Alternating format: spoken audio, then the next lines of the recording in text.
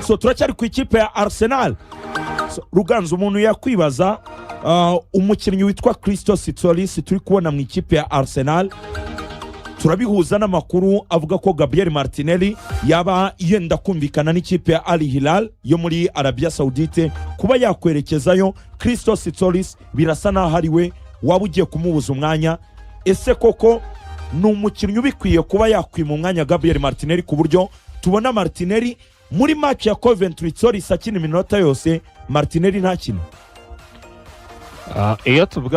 tuvuga Tsolis mbere na mbere ikintu cya mbere cyo kubanza kuganiraho ni condition uziyemo ndetse na favor uhawe ukihagera, kubera ko iyo turimo tuvuga umukinnyi mushya wakora introduction bijyanye n'ibyo uri gutanga muri ako kanya, bijyanye n'icyo bitakuti n'icyo wenda isi iri gusaba muri ako kanya, bijyanye n'igihe waziye muri pre-season, bijyanye n'igihe umaranye n'umutoza mbere ko wenda abasahura bavuye muri mondial wenda baje bavuye muri demi final, igihe baziye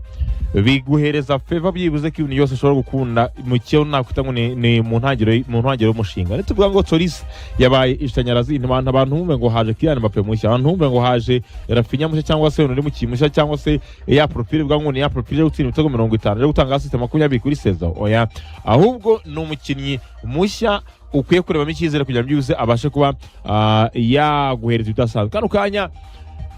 birasa nkaho ibya Martinelli byo byatangiye kuba birebeye ko nyuma kuvuga mu makipe maze Galatasaray, nyuma kuvuga muri Saudi byuze ko uri priority ari gusohoka, hakaba yezo ikipe ya Al Hilal. Icyambere kuri Mikel Arteta no kumaze kwiyambira ku mukinnyi watangiye kwinjira mu Madrid yo gusohoka. Icyambere kuri we no kwiyambira ku mukinnyi byuze ugihari kandi ugiye kirekire ku buryo n'ibyo adafite urabyihanganira ugategeza byuze ko yabigira. Nituvuga ngo Tsolis ntabwo nyine ara deliveringa cya kintu tuvuga ngo kidasanzwe, apariko atanze assist, apariko yatanze ABCD birimo bizamuka muri ako kanya, ariko n'umukinnyi wagira icyizere ko byuze ejo cyangwa ejo bundi azahora umukinnyi mwiza muri ikipe ya Arsenal. Niyo mpamvu suko navuga ngo arabikwiye cyangwa ngo ntabikwiye, ahubwo nicyo umutoza akeneye muri ako kanya. Umutoza akeneye byuze kwimuka ubwami, iyo bimuka ubwami nyine urabwihanganira mu makosa yose bwakora ndetse n'umutegetsi bukora, akaba ari cyo cyonyine uhanga amaso. Uramuka navuga ko kuri Mikel Arteta avuga ko byuze ariko yakoze amahitamo meza kwimuka umwanya bwa Tsolis agategereza akaderivaringa igikwiye, ariko no mu byo ari kuderivaringa si bibi. Usiye ko nyine umuntu atavuga ngo ni Sanchez muza waje, na munyavuga ngo ni Sanchez muza ngo ni Sanchez mucya waje bana kwica nimero 17 nimero 17 iri za Sanchez neza bakwambara. ubwo bushatse kuvuga bashatse kuba ko nyine shatse kuvuga ari kuzana Sanchez vibes, babonye umuwinga mushya uteye ubwoba.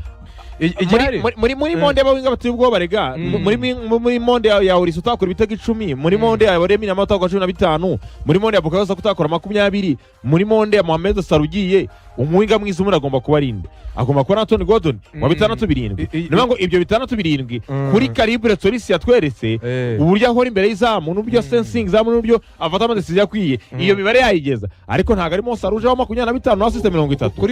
Kuri icyo ngicyo nekeza ko mbere na mbere ku bakunzi ba Arsenal impamvu wenda bakiranye urugwiro bita Christos Tsolis bijyana n'abawinga bari bafite, kuko bari bafite Leandro Trossard, bafite n'umukinnyi bita Gabi Martinelli. Abo bawinga bose ndetse na none Madueke kumwongereho, abo bawinga bose na wa performance byibuse ngagere ku rwego rwa Bukayo Saka, ko ni numwe mu beza bari bafite banababahagarara muri Premier League. Ko uvuze utari Arsenal who's their star player mu myaka gato mu ijambo mu kukubaza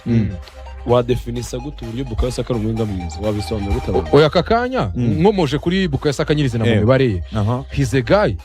usoza sezo afite contributions z'ibitego 20 muri Arsenal, naho umundi muntu ubikora. He's their best player. Urebe ku mibare n'ikivuga akanya turi kuvuga umukinnyi muri equipe nationale ura mwanya yawuguzemo ikibanza, meaning mu bakinnyi bose bakineye equipe ya Arsenal. Oya mubura byatewe n'imvune, oya nanone yabanjemo no se Rodgers yakinye match ebyiri. Icyo nyikomozaho nuko no mu rugo rwego rwa Trossard inconsistency we na Martinelli yagiye baranga. Wabaye mwiza uyu munsi ubuzima bwakugoye, wabaye mwiza uyu munsi forume zabuze, wabaye mwiza uyu munsi ibitego byabuze. So mu kubona uwo bita Tsolis ntabwo aratsinda igitego, sibyo nizo assist yarazitanze nibyo, ariko ikintu bamushimira Cedro mbere na mbere si imibare myiza, ahubwo bamushimira yuko noneho finally babonye typical winga ukora ibyo abawinga bakora. Kwa kanya Bukayo Saka ntabwo ari wa muwinga mwiza 1v1 ngo yacenze abakinnyi yabamaze. Bukayo Saka kariteze ni wa muwinga umeze nka Sara, ngewe nde mu buryo nka agatsinda ibitego ariko ugiye kuri Christo Solis azana cya kintu cya 1v1 ndi umuwinga warebana n'umudefanseri nkamwerimina ndi umuwinga mwiza mu kurema uburyo ariko nkaba n'umuwinga mwiza mu kijyanye na decision making kuko buri kintu kirukanije Martinelli muri 11 babanzamo kurwana na Trossard ubwabyo yari yaratsinze urwo rugamba rimwe na rimwe akabanzamo ubundi akicara meruka nkubaza ikibazo Cedro ni rya ruheruka umuwinga wa Arsenal akina match nk'iya City akayisoza full 90 minutes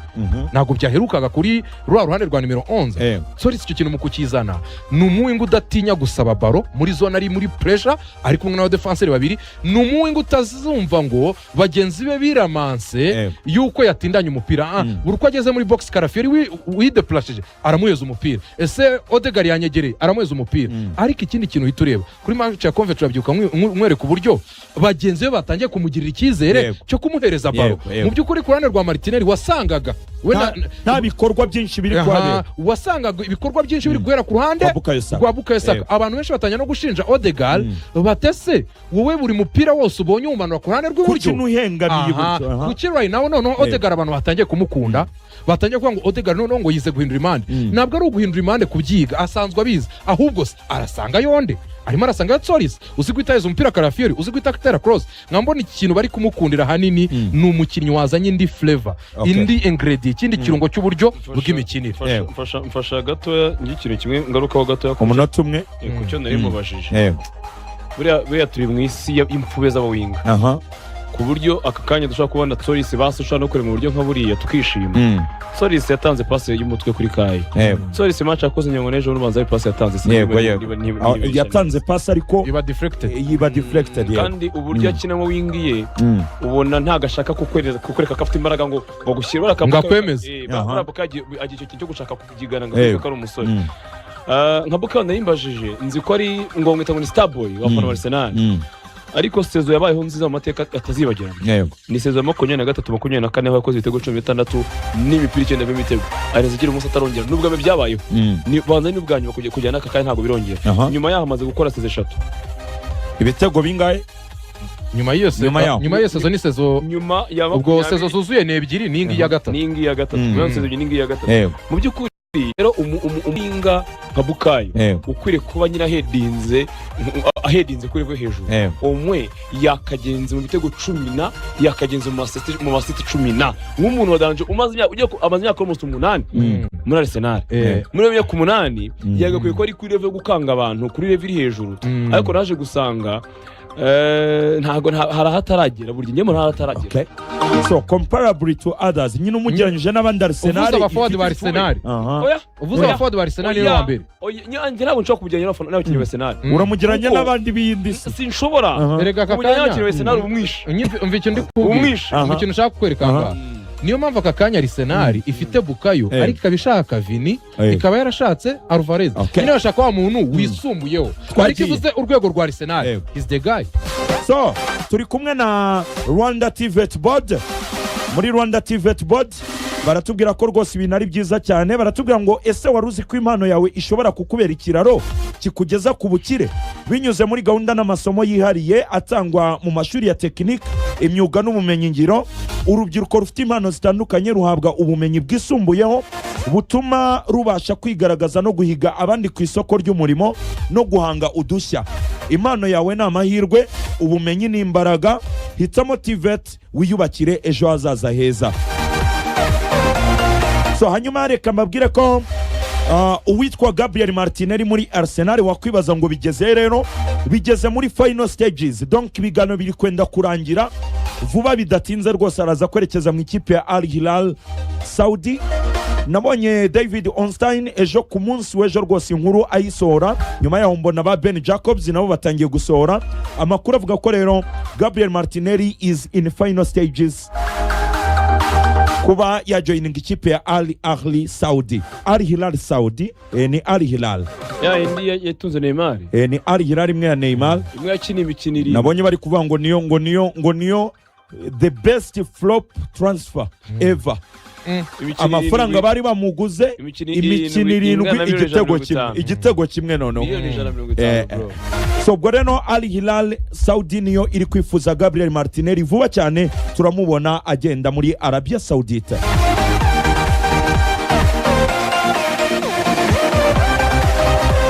abakunzi ba Manchester United, muri abakunzi ba United, Manchester United muze tuganire kabisa, come on. Muzinduru baraza. Muze kabisa tuganire. Muzinduru baraza. Abakunzi ba United, no ibyiza, we need to act. Tukareba nyine ibyapfiriye muri Manchester kujya tubikosora. Man United ibyapfiriye, ese umutoza Carrick,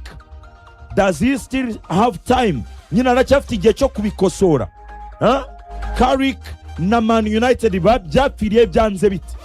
So ubu niyo kipe tugiye kuganiraho rero, ni ku kibuga MKM Stadium, ni mu mujyi wa Hull. Manchester United yari yakiriwe n'ikipe ya Hull City. Hull City iza gutsinda Manchester United ibitego 2-0. So Auguste, twinjire muri iyi match. Man United ikubitwa n'ikipe ya Hull City. Hull City yavuye mu cyiciro cya kabiri. Hull City yavuye mu cyiciro cya kabiri, wenda bijyanye na icyo nakwita ngo ni caliber ya Manchester United, bijyanye n'icyo abantu bari expectingaga nyuma y'intsinzi ya Arsenal, navuga byibuze ko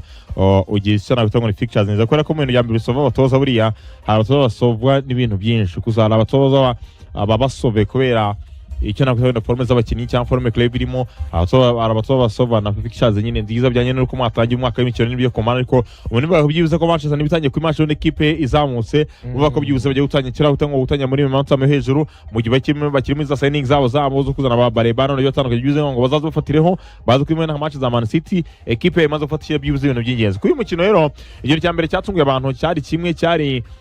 mbere na mbere kubona starting 11 nshya, nyuma yo kubona nyuma y'izigaruka ryo navuga ko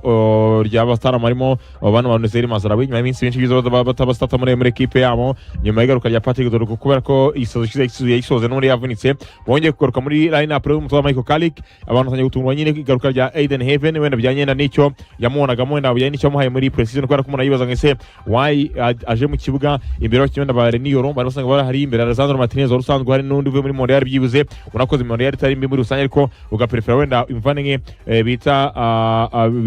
Aiden Heaven. Umuntu yavuga ko byibuze ikindi ryongeye gutungura abantu muri mukino ni starting 11 n'abakinnyi hafi babiri bashya, cyangwa muri Medial, kandi bagomba kuryo gutangwa ni combination, kuko n'abakinnyi bagomba gukina byibuze muri zone yegeranye, bavuga ati se kuki isamo kuzana wenda Andreas Santos no bita Etienne Manze hakiri cyane, ubona ko byibuze Manchester atanye mukino, navuga ko iri mu bihe byayo momentum yayo, bakora byize kugerageza byize gukora amabwiza, ariko ntibakundire ngo bitange byize igikwiye muri rusange.